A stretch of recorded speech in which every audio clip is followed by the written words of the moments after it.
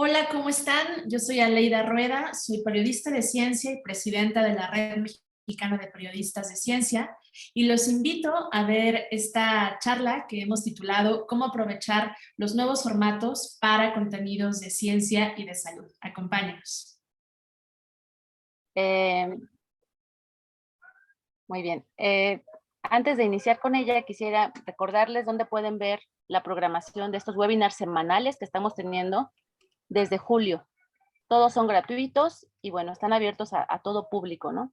Entonces, aquí está la liga de nuestros posgrados de la Universidad de la Comunicación. Específicamente organiza la maestría en comunicación periodística y sus nuevas tecnologías. Más adelante les dejo el link.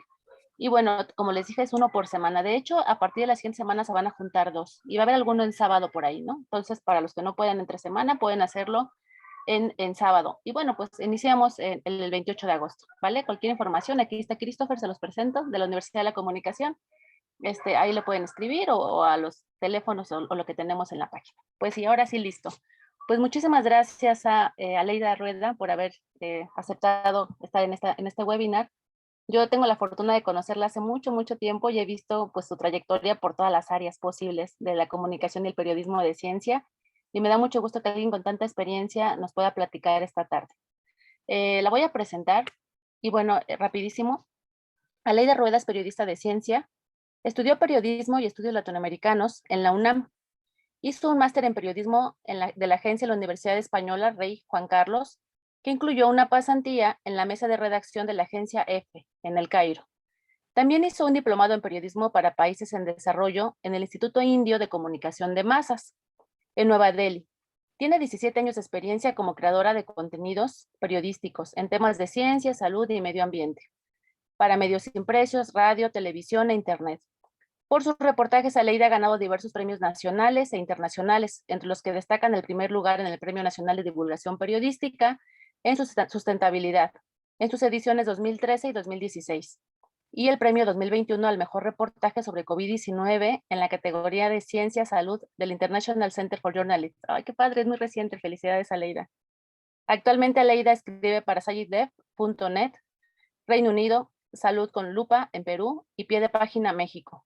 Y es la actual presidenta de la Red Mexicana de Periodistas de Ciencia. Les digo que tiene una gran experiencia y además es una gran persona. Los dejo contigo, Aleida, y bueno, si les quieres explicar cómo sería la dinámica, si pueden participar en el momento o nos esperamos al final. Muchas gracias.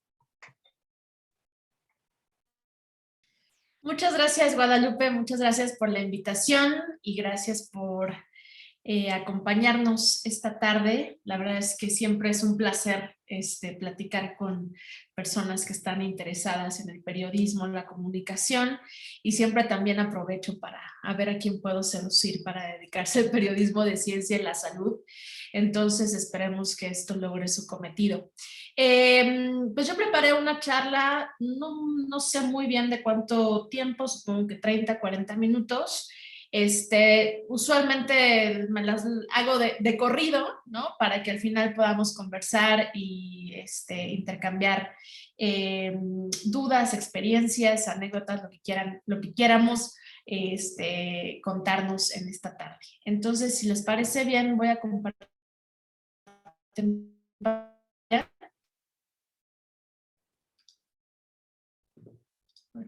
tantito. Listo.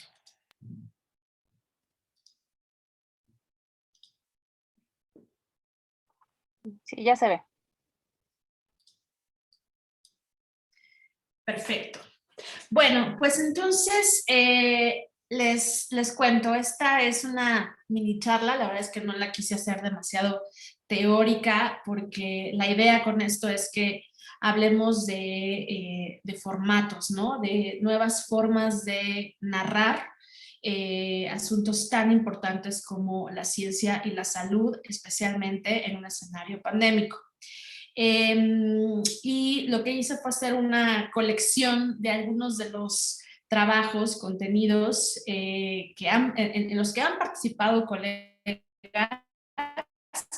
y otros en los que yo personalmente he participado, un poco para inspirarles, ¿no? Para contarles como qué cosas se pueden hacer involucrando la parte narrativa, pero también lo más importante y lo que he hecho en los últimos años de mi vida ha sido enfatizar el contenido de ciencia, ¿no? O sea, necesitamos hablar de ciencia, necesitamos explicar ciencia para poder entender muchas de las cosas que nos están sucediendo y para poder tomar las decisiones pues lo mejor informados posible.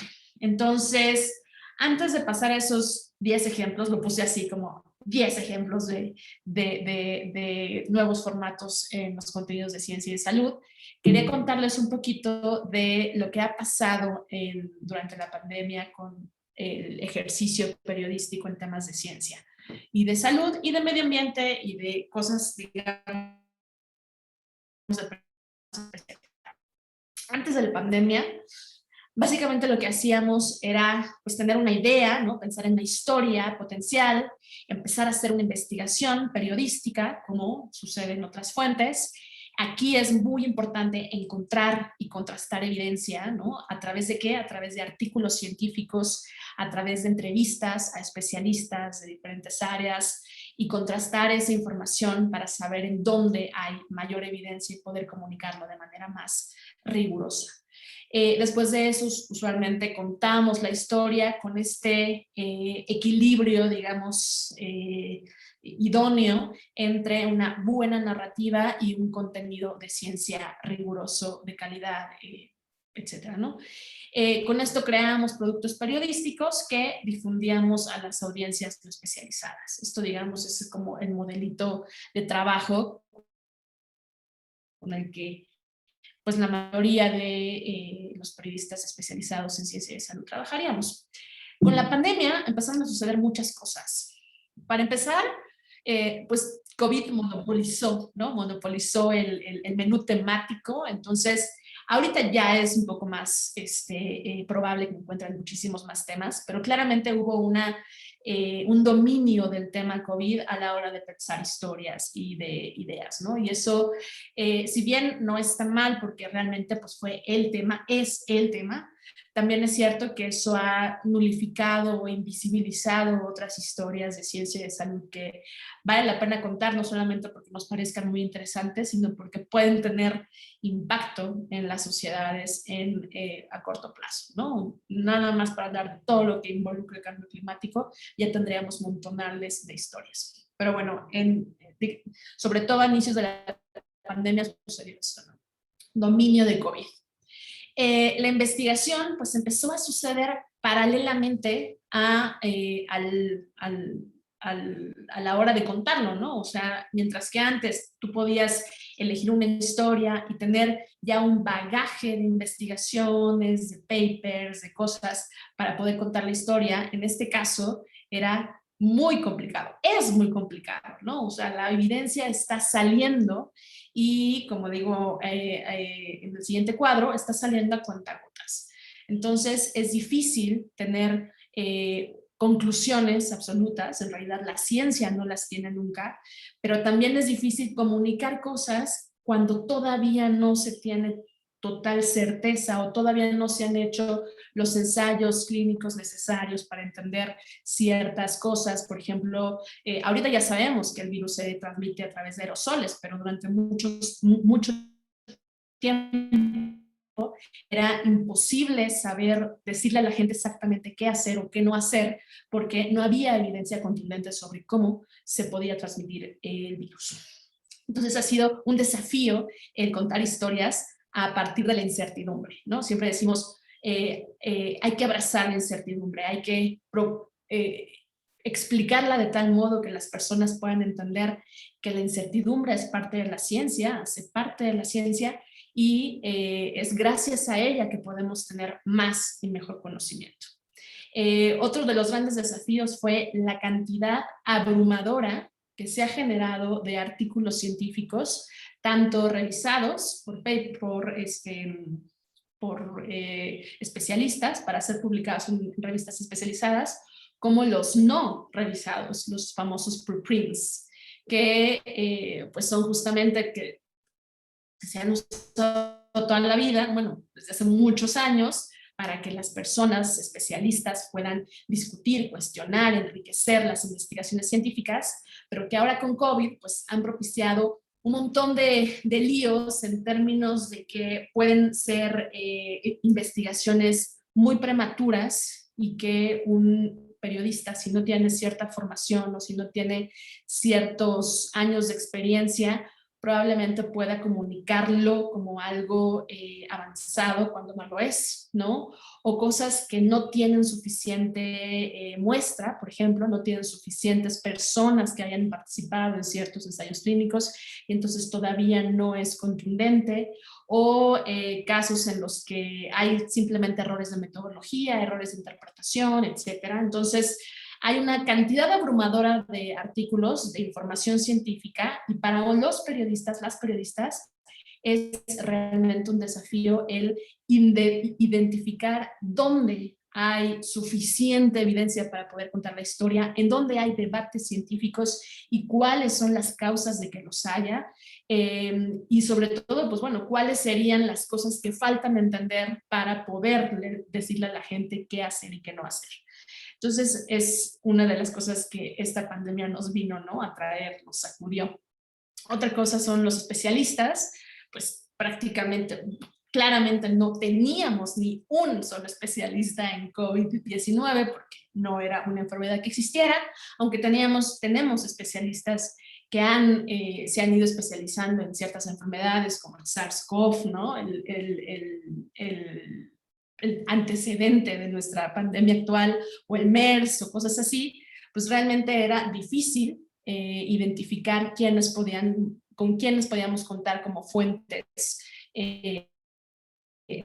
especializadas, ¿no? Y también tenemos un montón de opinadores, personas que no tienen suficientes, digamos, credenciales, o que no es su tema de investigación y sin embargo salen a hacer comentarios que, otra vez, si no hay un editor de ciencia, si no hay una persona que tenga cierta experiencia en identificar que sí y que no, pueden caer en malinterpretaciones, desinformación, en cosas que no son del todo ciertas y que pueden poner a la gente en riesgo, ¿no?, en su salud.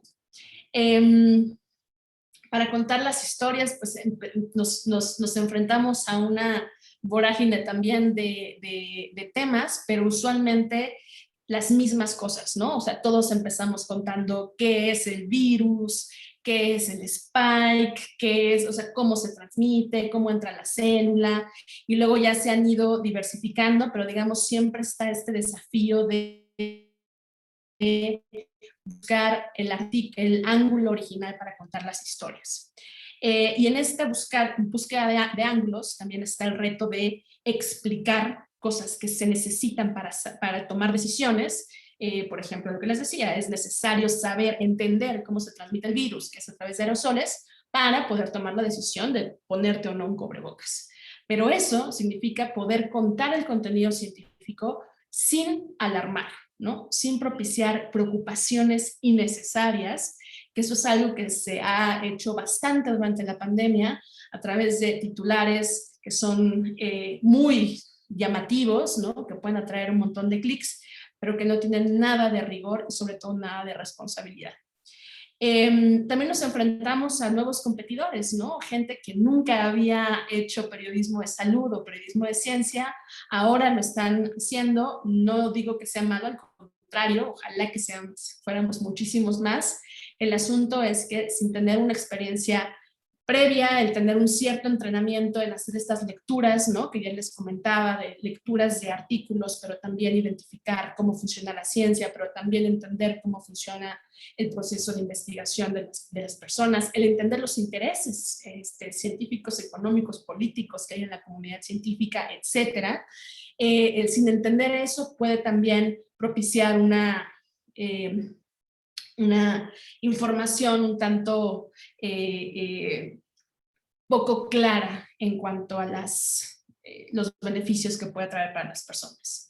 Y finalmente nos enfrentamos a, yo diría, el mayor desafío de todos, que es, estamos llegando a nuevas audiencias que probablemente nunca antes habríamos podido imaginar, y el mayor reto es cómo las mantenemos, ¿no? Cómo podemos seguir teniéndolas una vez que la pandemia termine. si es que termina, o en la siguiente pandemia, o en el siguiente, en la siguiente emergencia climática, energética, etcétera. Entonces, yo les quería contar esto como un poco como contexto, porque ha sido realmente un reto bastante interesante para todas las personas que nos dedicamos a la comunicación de la ciencia y la salud, especialmente en medios de comunicación, porque es digamos, una forma de ver todo lo que hemos hecho antes y cómo tenemos que cambiarlo para enfrentar estos nuevos desafíos. Y una de las formas en la que lo hemos hecho, muchos, no digo que todos, es justamente a través de estos nuevos, y pongo entre comillas, porque no es algo que sea totalmente nuevo, pero digamos, esta posibilidad de unir los buenos contenidos con datos que ayuden a este escenario específico, ¿no? Ayuden en algo en este escenario específico. ¿A qué? Muchas cosas. Yo me enfocaría en tres. Uno, facilitar el acceso a la información especializada, ¿no? Ya les decía, todos estos conceptos, desde qué es la eficacia, qué es la efectividad, qué es un coronavirus, qué es una vacuna, cómo es una vacuna por ARN mensajero, cómo es por adenovirus, todos estos conceptos que ya son parte un poco de nuestro léxico, o sea, digamos que ya estamos más familiarizados con estas palabras, necesitan explicaciones y creo que los nuevos formatos pueden ayudar a que sean mucho más accesibles, mucho más claros y que realmente podamos entender la relevancia de entender esos conceptos en nuestras decisiones. Otra cosa es atraer audiencias que son vulnerables a las fake news, que yo diría somos prácticamente todos y todas, ¿no? En esta, pues, exagerada información que puede ser malinterpretada o que puede ser errónea o que puede ser o que puede no tener sustento científico. Muchas personas pueden tomar decisiones que vayan en contra de la protección de su salud. Entonces creo que los nuevos formatos pueden justamente a jalar, ¿no? A esas personas, a jalar a los públicos para que también puedan equilibrar la balanza y que las fake news no estén dominando la agenda mediática. Y finalmente, pues competir, ¿no? Tenemos que meternos a competir, porque les decía, hay nuevos competidores, hay nuevos opinadores, hay muchas personas que están, digamos, aprovechando la pandemia para diseminar información que no necesariamente es correcta, rigurosa, etcétera, y es necesario competir con algo, ¿no? Entonces, otra vez, los buenos contenidos con los formatos innovadores pueden ayudarnos a eso. Entonces, ahora sí, los 10 ejemplos de periodismo de ciencia o salud en formatos innovadores. Voy a empezar con uno que ahorita me contradigo un poco porque no es de la pandemia, ya les eché todo el chorro de la pandemia, pero bueno, creo que es uno de los ejemplos más padres de periodismo de ciencia. La mayoría son escritos en español, de hecho todos, ¿no? Son ejemplos de uso de formatos innovadores de ciencia y de salud en español y sobre todo en medios latinoamericanos. Esta es la excepción. Esto es un equipo de reporteros liderados por Michele Catanzaro, que es un periodista de ciencia de italo-catalán,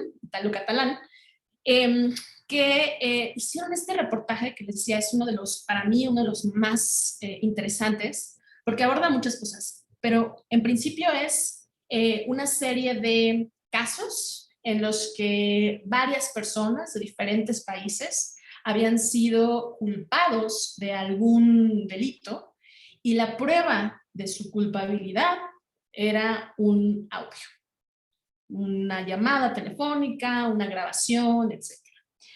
Y entonces este equipo de periodistas se tomaron el trabajo, la tarea, la faena de buscar estos casos, de saber pues, todo el intrincado legal, ¿no? Para saber en qué estado están. Algunos ya tenían condena, otros no. Pero sobre todo, identificar a través de especialistas en acústica ¿Qué es que determina que una voz sea tu voz, ¿no? Y en realidad lo que van averiguando es que no hay suficiente evidencia para que esos casos, varios de los cuales están en este proyecto, en realidad no corresponden a las personas que están inculpadas. De manera que están en la cárcel varias personas por registros de voz que pues no son de ellos. Y hacen toda una explicación desde la acústica, ¿no? Sobre qué es lo que determinan los diferentes niveles de voz y por qué podemos estar seguros que cierta parte sí, cierta parte no. O sea, es una explicación bastante, es gráfica, atractivamente muy gráfica, bueno, más bien gráficamente atractiva, y contiene, les decía aquí todo el mapa en el que van a explicar la historia, ¿no? De cada uno y el registro de voz que había y pues determinar con la acústica por qué ese caso en realidad pues se cae porque son otras personas, no son las personas inculpadas. Entonces, si se dan cuenta, tiene que ver con ciencia, pero también tiene que ver con la parte legal, pero también tiene que ver con derechos humanos, ¿no? Es una cosa como muy, no sé, a mí me gusta mucho, muy increíble. El segundo ejemplo es, ahora ya, todos los demás ya son de la pandemia. Seguramente ustedes lo vieron, yo diría que este reportaje es uno de los más leídos de la pandemia, ¿no? O sea, fue de los primeros trabajos que nos mostraron con texto y con gráficos, con un formato más animado, o sea, íbamos viendo los gráficos y íbamos teniendo algún texto para que nos explicara. De los primeros trabajos,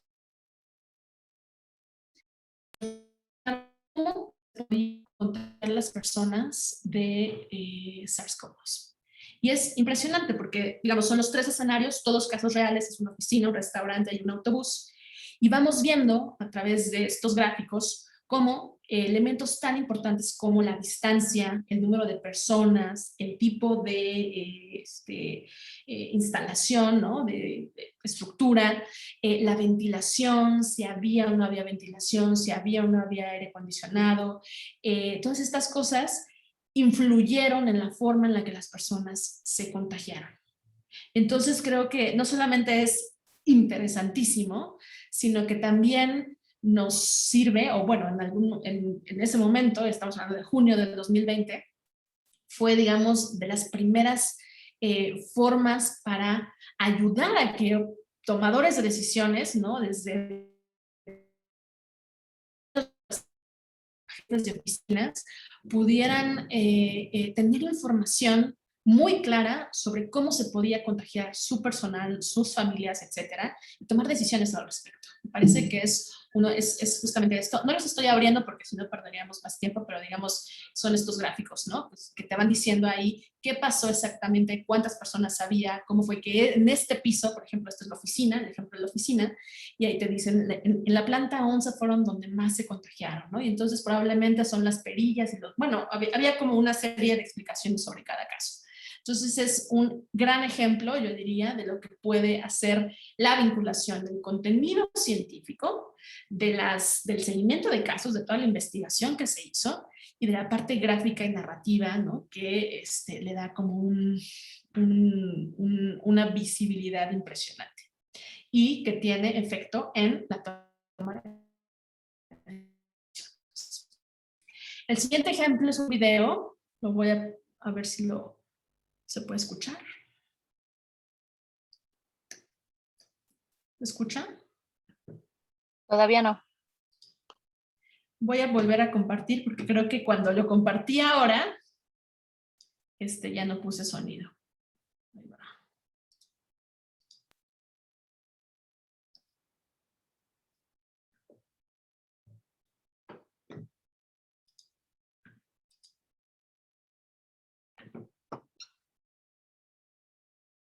Dice que pulse 2 veces para entrar a modo de pantalla completa.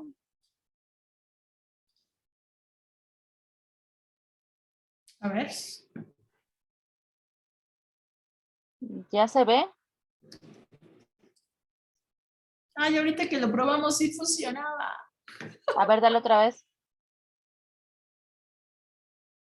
No, y si A ver, voy apagas a dejar de compartir. si apagas tu cámara para ver si jala menos datos y No, porque eso, según yo, no, no influye. Ah, no influye. es que se ve, pero no se oye, Leida. ¿O Ok. no tienes un Si link? no, si no, no, es realmente mío, mío. Bueno, no mío, pero me lo compartieron a mí, entonces. A ver, una vez más. Voy a hacerla Perdón que, en un intento. Sí, Sí. habla Luis Martínez. Sí, Luis. perdón que interrumpa. Seguramente en la ventana cuando compartes bueno, cuando compartes la pantalla, abajito hay una flechita que dice compartir el audio. Ajá, Esa es la que hay que dejar marcada para que se oiga. ajá, eso fue lo que hice. Ah, caray. Sí, hace rato sí sirvió. Ajá. A ver, una vez más. Bueno, a ver, ahí vamos. Estoy compartiendo.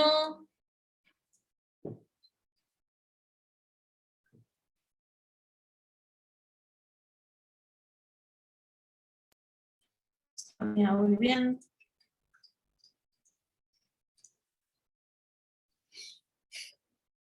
Es que todavía no empieza, a lo mejor ahorita ya.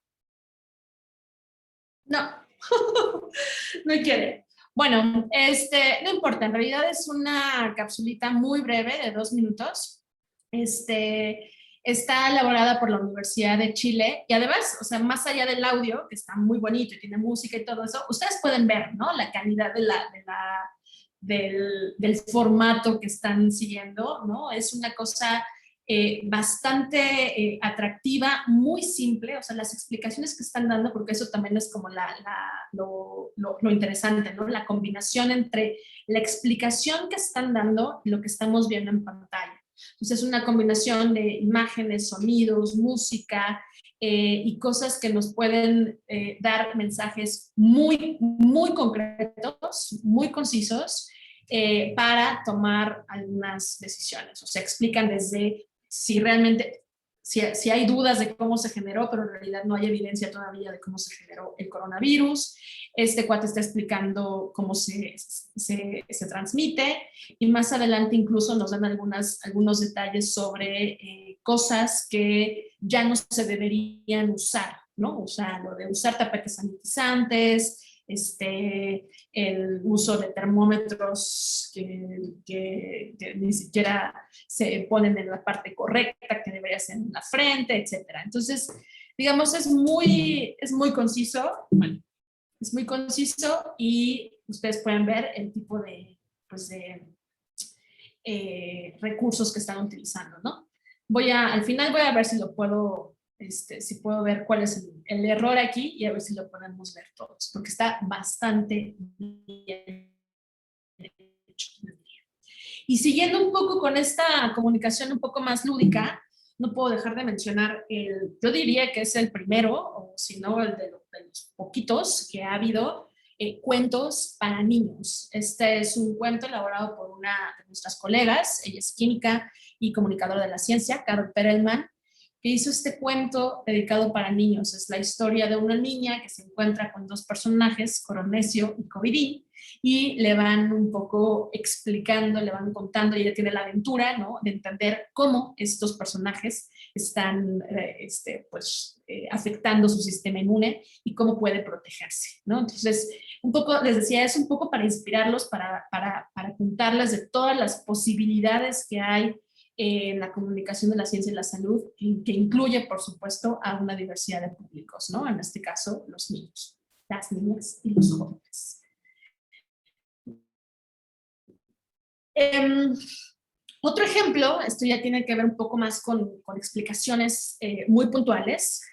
Uno de los grandes conceptos durante la pandemia que nos ayudan a saber que las vacunas funcionan es el concepto de la eficacia. Creo que aquí también los nuevos formatos pueden ayudarnos a explicar cosas que pueden parecer muy, muy complicadas, muy sofisticadas, pero que si se explican de cierta forma, pueden no solamente hacer que la gente lo entienda, sino que pueden incluso, en este caso, convencer o mejorar la participación de las personas en el proceso de vacunación. El caso de la eficacia, no sé si ustedes lo saben, pero bueno, usualmente para evaluar qué tan eficaz es una vacuna, se hacen ensayos clínicos en los que participan muchísimas personas. Bueno, depende de la fase del ensayo clínico, podremos saber cuántas personas.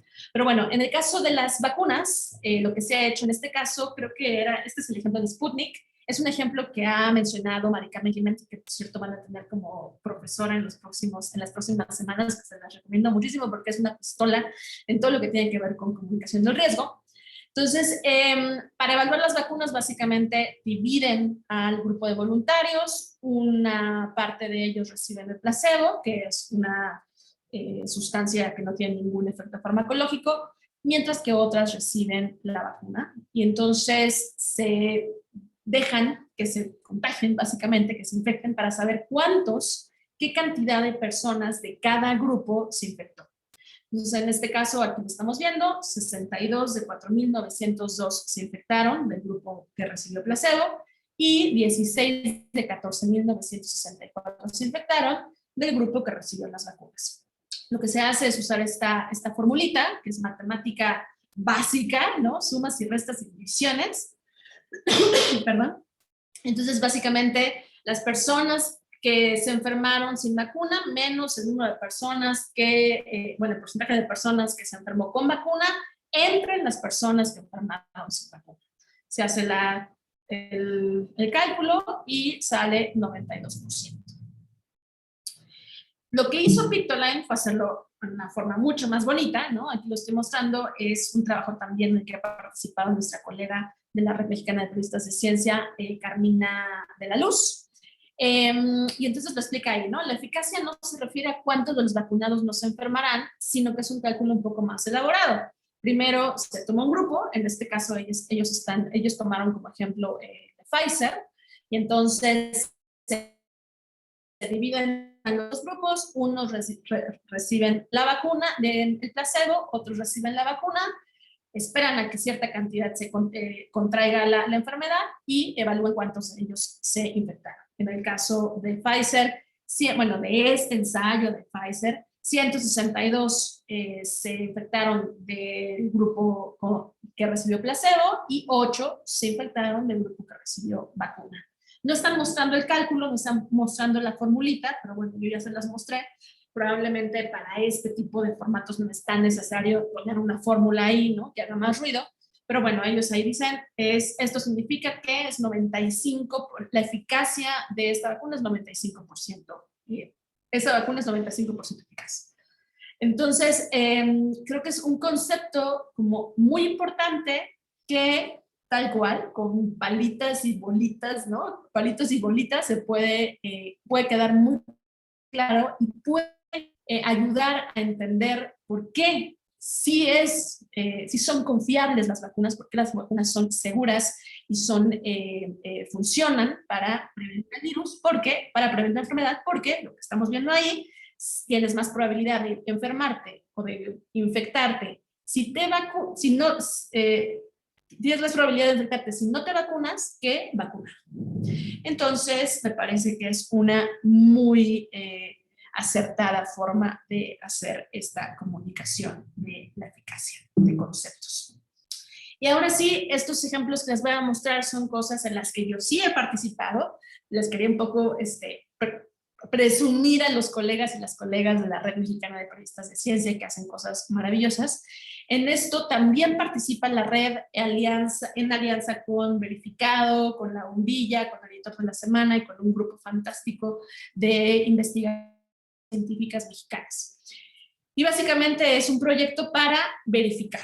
Entonces, cuando empezamos a ver que había muchísimas notas en medios de comunicación, a veces medios de los más grandes e importantes del país e incluso de la región, diciendo cosas que eran incorrectas, que no tenían sustento científico o que en apariencia tenían ciencia, pero que en realidad no, que hablaban de un estudio, pero no decían estudio.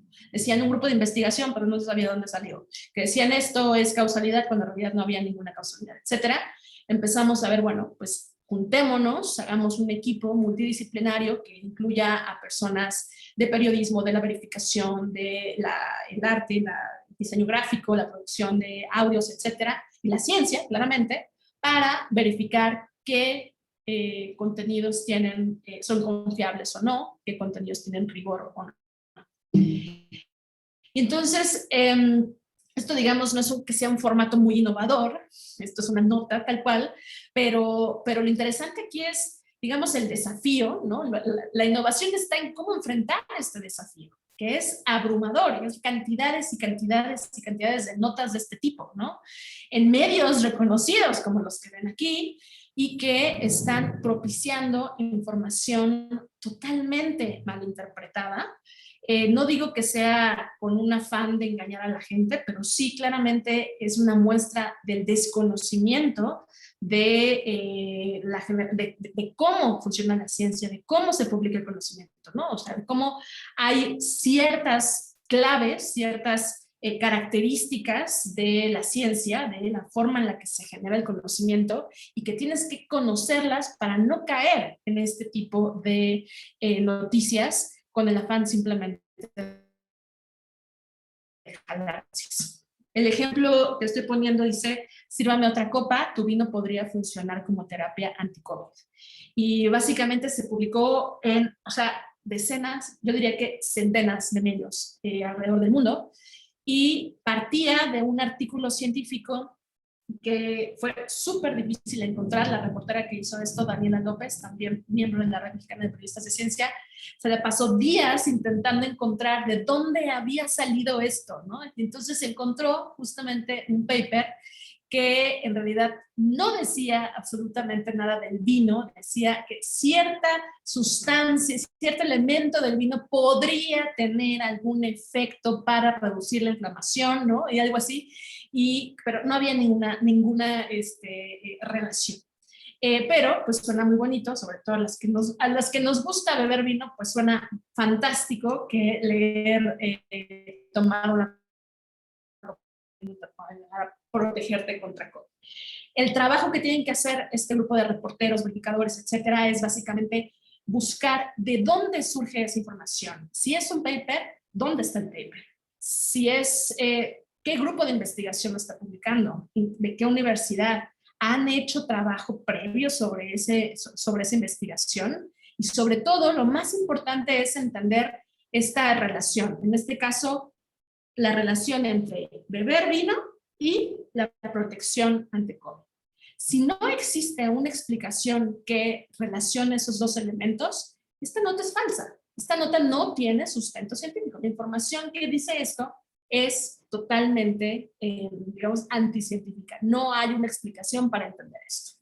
Entonces, lo que hacemos es, pues, explicar eso, ¿no? ¿Por qué esta nota no es correcta? No tiene información correcta y que sí es lo que dice el artículo científico. Este ejemplo es parecido. Ustedes pueden ver los medios, no estamos hablando de los blogs, no, estamos hablando de grandes medios que están publicando este tipo de notas. Crean escáner que detecta COVID-19 en personas y superficies. Se fabricará en México. Entonces, claro, las personas que pueden leer esto igual con el vino, pues, ¿qué haces? No, pues ya estoy protegida, ya no me tengo que vacunar porque me tomé una botella de vino diaria, ¿no? O en este caso, pues, ¿para qué me vacuno si un escáner me puede detectar COVID? O ¿para qué me hago una prueba? Más bien, si hay un escáner que me puedo hacer y no tengo que pasar todo el numerito incómodo de hacer una prueba PCR, etcétera, ¿no? Y otra vez, entonces, el reportero aquí, me parece que fue Humberto Basilio, si no me equivoco, tuvo que, igual, ¿no? Buscar, investigar de dónde sale este escáner. Al final resultó o encontró que varios políticos mexicanos estaban promoviendo este escáner y aprovechando la nota, aprovechando el escáner para ganar votos. Entonces ahí tienes también un montón de intereses políticos y económicos que no tienen nada que ver con la evidencia científica. Entonces, pues el resultado es justamente eso, ¿no? Verificar por qué esa nota no está diciendo la verdad y cuál sería el riesgo de que las personas tomaran eso como verdad. Y el último ejemplo que les traigo es un ejemplo de varias notas, es nada más una de varias que han salido de los temas, ¿no? Un investigador de Chapingo que promueve esta alternativa natural que son unas gotitas en donde aparentemente está disuelto el virus miles y miles de veces, un poco como el mismo principio de la homeopatía, y que dice que va a prevenir y controlar los síntomas por SARS-CoV-2. Entonces, también es toda una investigación con papers. Se fue el reportero a hablar, lo entrevistó, se fue a buscar qué evidencia había de que realmente esta sustancia hacía un cambio o no. Su protocolo de investigación fue analizado por otros especialistas para ver dónde había huecos, que fue básicamente es un desastre, fue lo que nos dijeron. Entonces, digamos, es todo la investigación periodística para contrastar lo que otros medios están promoviendo al poner estas notas como verdades, ¿no? Cuando nos dimos cuenta que no era suficiente el hacer noticias, ¿no? El hacer verificaciones, empezamos a hacer este tipo de gráficos porque nos interesaba no solamente que las personas supieran si algo es confiable o no, si algo tiene evidencia o no, si algo tiene rigor o no, sino ir un poco más allá. Cuando les decimos a las personas, es que tiene evidencia, ajá, pero ¿estamos seguros que las personas están entendiendo lo que es la evidencia científica? No sabemos. Entonces, empezamos a hacer estos gráficos que les llamamos cómo funciona la ciencia, y es básicamente ir más allá, ¿no? O sea, explicar cómo se genera el conocimiento. En este caso, ¿qué es la evidencia científica? ¿Dónde la encontramos? ¿Por qué es confiable? ¿Cuáles son los distintos niveles de evidencia que hay y qué no es evidencia? Y por otro lado, lo que les contaba de la retratación de los papers, ¿no? De los, no sé si se los contaba o los soñé, pero bueno, hay muchos papers, ustedes pueden ver ahí, solamente del 31 de enero al 15 de agosto del 2020 se retractaron 30 artículos. Ahorita la cifra supera los 100. Entonces, esto puede darle, retractación significa que una revista, digamos, retira el artículo que ya se publicó por alguna razón importante, de problemas de metodología, problemas de interpretación, problemas de no se sabe dónde salieron los datos, etc. Lo que sucede con esto es que les puede dar a entender a las personas que la ciencia se equivoca, primero me dicen que sí, luego que no se ponen de acuerdo, ¿no? Este tipo de ideas que nacen del no entender cómo funciona la ciencia y que el retractar un artículo es parte inherente de la investigación científica y que incluso que tiene sus causas, ¿no? La falta de revisión, probablemente en uno de los casos más importantes que fue de Lancet, fue el que no se pudo comprobar de dónde provenían los datos de las personas que participaron en ese ensayo clínico. Era un ensayo clínico sobre hidroxicloroquina y cloroquina, y que la revista tuvo que retractar, ¿no? Otra cosa que ha pasado durante COVID es que los tiempos se han agilizado. Entonces, es mucho más rápido que los artículos pasen y se publiquen que lo que pasaba anteriormente. Entonces, digamos, es importante que la gente entienda este tipo de cambios que nos trajo la pandemia para sí ser críticos, sí tener una actitud crítica frente a la investigación, frente a la ciencia, claro que sí, pero también saber que hay principios, que hay procesos, que hay metodologías que han funcionado durante décadas, durante siglos, y que nos hacen ser mucho más claros sobre qué funciona y qué no, ¿no? Y qué tiene evidencia y qué no. Entonces, estos contenidos buscaban justamente eso. Y el último de los ejemplos de COVID Conciencia les llamamos La ciencia no dice, que es básicamente titulares, ¿no? Tenemos un problemón que también es prepandémico, ¿no? Siempre ha habido este conflicto entre lo que hace el reportero, la reportera y lo que termina saliendo por la mano editora. Pero en este caso puede generar mucha desinformación, sobre todo entre las personas que solamente leen los titulares, que no son pocas. En el primer ejemplo es proceso y dice, presidente argentino da positivo a COVID-19, recibió la vacuna Sputnik V en enero. Esto, aunque no lo dice tal cual, claramente las personas pueden interpretar que el presidente argentino dio positivo a pesar de que fue vacunado, Luego entonces, la vacuna no funciona, ¿no? Cuando ya sabemos ahora que las vacunas no previenen, no evitan que te infectes, evitan que desarrolles enfermedad severa, que llegues al hospital y que te mueras. Entonces, el título que debe haber sido, digamos, más adecuado era: el presidente de Argentina da positivo a COVID-19, haberse vacunado reduce su riesgo de muerte. En el segundo ejemplo, el titular original era: la marihuana reduce riesgo de contagiarte de COVID-19 según estudio. Bastaba revisar el estudio para saber que no había otra vez una conclusión así, no era una causalidad, simplemente se estaba estudiando. Entonces, el titular más correcto debió haber sido: investigadores prueban propiedades de la cannabis contra SARS-CoV-2. Puede ser menos taquillero, puede jalar menos clics, menos likes, sí, pero es lo correcto, es lo que tiene rigor y es lo que puede propiciar menos decisiones que vayan en contra de la salud de las personas. Voy a cerrar con dos ejemplos de Salud con Lupa, que ya les decía, es un medio especializado en temas de salud que hace montones de cosas interesantes, pero bueno, las dos que yo he participado, aparte de la sección de comprueba, que es una sección de verificaciones, son estas dos. Uno es científicamente comprobado, que es una plataforma en la que ustedes pueden encontrar todos los tratamientos que han sido usados o propuestos o investigados, que se encuentran en proceso de investigación, para saber qué tanto funcionan o no contra COVID-19, ya sea para prevenirlo, ya sea para tratar síntomas, ya sea para evitar enfermedad grave, etc. Entonces, lo que hicimos una alianza con un grupo de investigadores de Chile que se llaman epistemónicos y se hizo esta, digamos, clasificación de evidencia, ¿no? Aquí estamos hablando de evidencia. ¿Cuánta evidencia hay para saber que algo funciona o no contra COVID-19? Entonces tenemos desde el 7, que es algo que ya está probadísimo, ¿no? Que tiene toda la evidencia científica que respalda que es accesible, efectivo y seguro, hasta lo último, que es: la ciencia no lo avala para nada, no hay nada de pruebas de que esto funcione.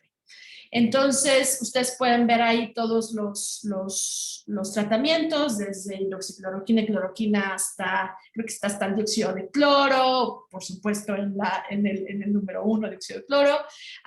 No hay ninguno en tratamiento estándar, eso es importante, o sea, no hay ninguno hasta ahora que sea totalmente respaldado por evidencia científica contra COVID, pero sí hay unos 6 o 7 listos para usar.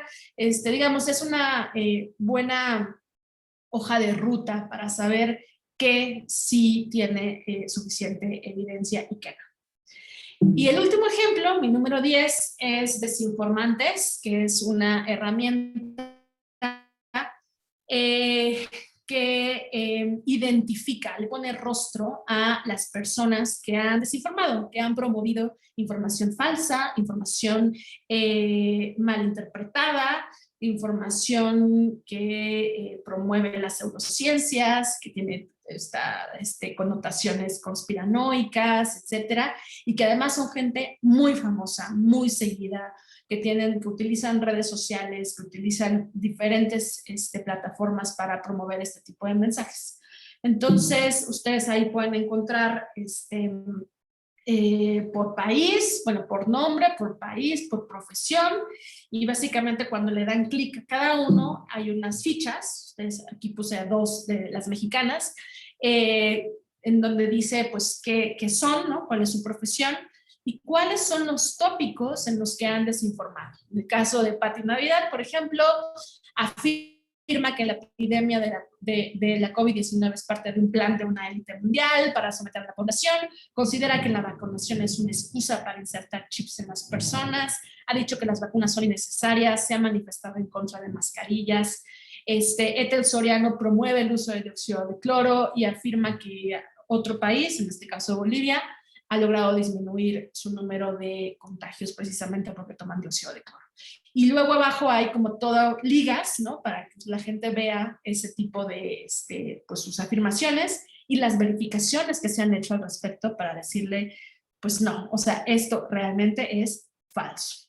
Todo esto tiene una metodología, ¿no? Hay ciertos criterios para elegir a estos desinformantes. Todo lo que les he mostrado sigue ciertos criterios, entonces por eso creo que es importante que termine con esto. Hacer periodismo de ciencia y salud en formatos innovadores puede ser muy útil. Es necesario en el contexto de pandemia. ¿Para qué? Para construir audiencias críticas, informadas, para acrecentar la cultura científica, pero hay que hacerlo, yo diría, con metodologías, no desde la improvisación. Hay que evitar caricaturizar el conocimiento científico y no tratar a las audiencias como tontas, ni siquiera cuando estamos hablando de contenidos para niños, niñas y jóvenes. Y nunca olvidar que el contenido es el rey, ¿no? Entonces, puedes tener el formato más bonito, más innovador, más increíble, pero si no tiene la investigación periodística, el rigor, la contrastación, la verificación, pues va a ser contenido hueco. Entonces, con eso cierro. Ese es mi Twitter. Estoy en Twitter como Lola Cometa. Les invito también a seguir a la Red Mexicana de Periodistas de Ciencia, es que ya les mostré varios ejemplos de los colegas, pero también si se quieren capacitar, conocer, entrenar, cuestionar, conocer a gente que está haciendo periodismo de ciencia y de salud, pues pueden seguirnos en nuestras redes sociales. Y listo. Muchas gracias. Muchas gracias, Aleida, de verdad, por tan interesante y útil plática para la gente que esté interesada en esto, ¿no? En hacer este tipo de periodismo de ciencia o salud. ¿Habrá alguna pregunta de parte de ustedes, ya sea con voz o en chat? ¿Alguien quisiera preguntar algo o comentar algo a lo que dijo Aleida? En lo que se animan, Aleida, quisiera preguntar, ¿cómo le hacen los estudiantes para poder ingresar a la red? Se les puede decir brevemente, o los periodistas, en ambos casos. Sí, tenemos distintas categorías. Justamente una categoría es de estudiantes y básicamente les pedimos estar inscrito en alguna universidad, no importa la carrera, puede ser desde periodismo, comunicación hasta ciencias, cualquier ciencia, incluidas sociales, que siempre se nos olvida, pero también y les pedimos nada más eso, su interés probado en temas de ciencia. Si tienen algo ya publicado sería ideal. Y a todos y todas les pedimos el respaldo de 2 miembros de la red. Entonces se tienen que acercar. Por eso es un poco que se acerquen, ¿no? Que conozcan a la red, que conozcan a las personas que ya hacen periodismo de ciencia y de salud y que les empiecen un poco a ubicar para que a la hora de mandar su solicitud, pues ubiquen bien que realmente tienen el interés de hacer periodismo de ciencia. Y de preferencia que sean de los últimos semestres, porque también nos ha pasado que llegan personas muy jóvenes que no, o sea, no tengo nada en contra del entusiasmo, eso está padrísimo, pero que muy joven, como a los inicios de la carrera no sabes si te vas a dedicar a eso, entonces le damos preferencia, digamos, a personas que están al final de la carrera y también en posgrado. Y de los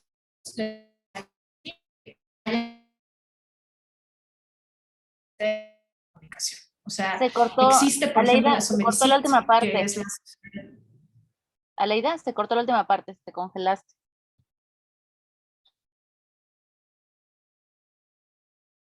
Sí, a ver.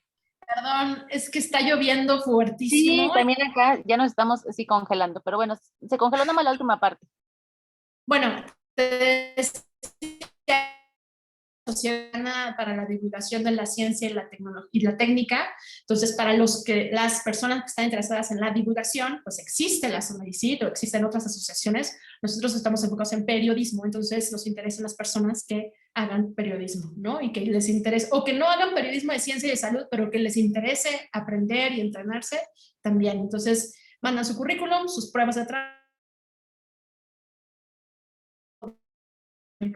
Esos serían los requisitos. Muchísimas gracias. ¿Alguien tiene algún comentario o pregunta para Aleida antes de que terminemos con el webinar?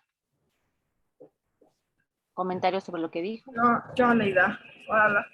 ¿Me pueden escuchar? ¿Sí? Es que igual está cayendo un diluvio. Sí, en toda la ciudad. Sí. Muy horrible. Pero sí escuchamos. A mí me ha parecido muy interesante el tema de los formatos nuevos, porque justamente, pues yo creo que la ciencia no es como lo que los estudiantes de periodismo más les entusiasma, ¿no? Y también a la gente tampoco lo lee tanto, es decir, yo supongo que el consumo de periodismo de ciencia no es como el que desearíamos, ¿no? Pero quiero preguntarte si crees tú que las agendas políticas tienen una preocupación suficiente sobre estos temas de ciencia, porque la ciencia pues está en todos lados, en todos momentos, y me parece que en las agendas de los políticos no hay una visual preocupación por esto.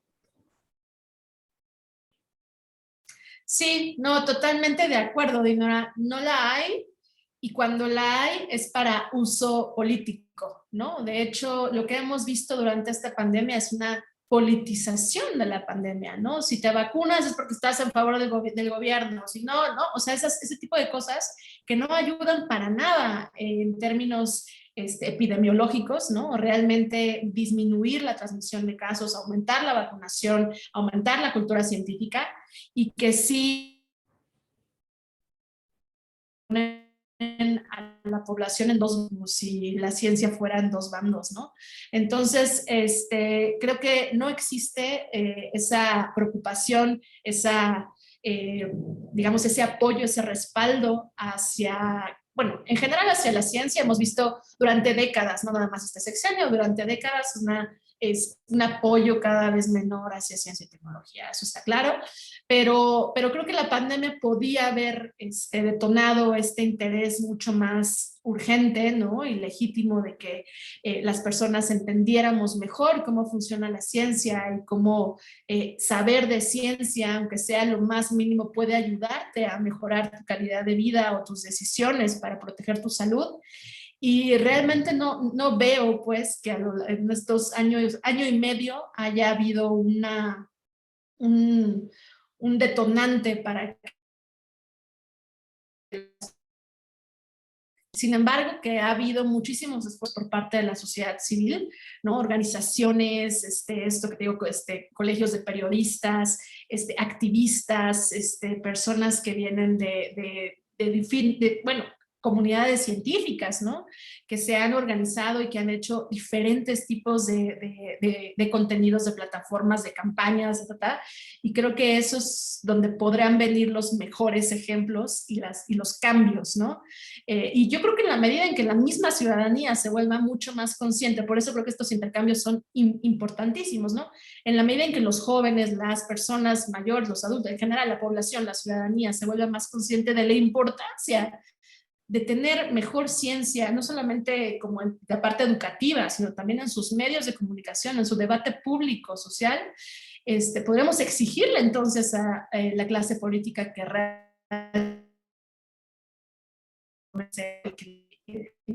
invierta y apoye, ¿no? Pero yo diría que va a tener que nacer más de la sociedad civil más que de las autoridades o de la clase política.